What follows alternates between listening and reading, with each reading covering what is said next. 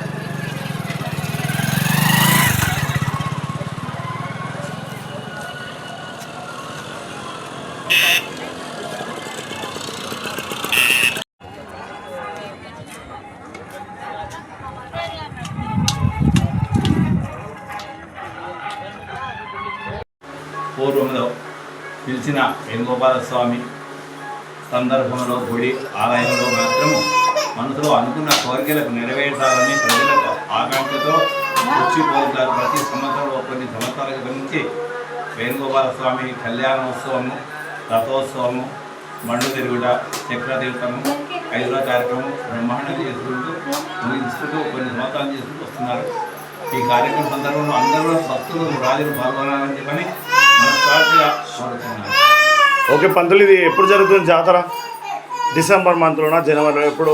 అయితే ఒకసారి ఏమో డిసెంబర్ ఫస్ట్ వీక్ వస్తుంది సగంలో, ఒకసారి లాస్ట్ వస్తుంది, ఒకసారి జనవరి వస్తుంది. అయితే మార్గశిర బహుళ దశమి నవమి నాడు ఒకటి, దశమి నాడు ఒకటి, దశమి కళ్యాణము, నవమి అంకురార్పణ, దశమి కళ్యాణము, ద్వాదశి రథోత్సవము, త్రయోదశి బండు తిరుగుట, చతుర్దశి ముగింపు.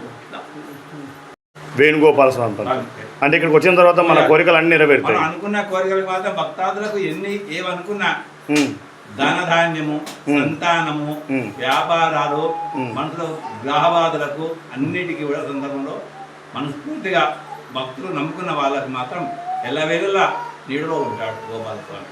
థ్యాంక్ యూ పంతులు గారు.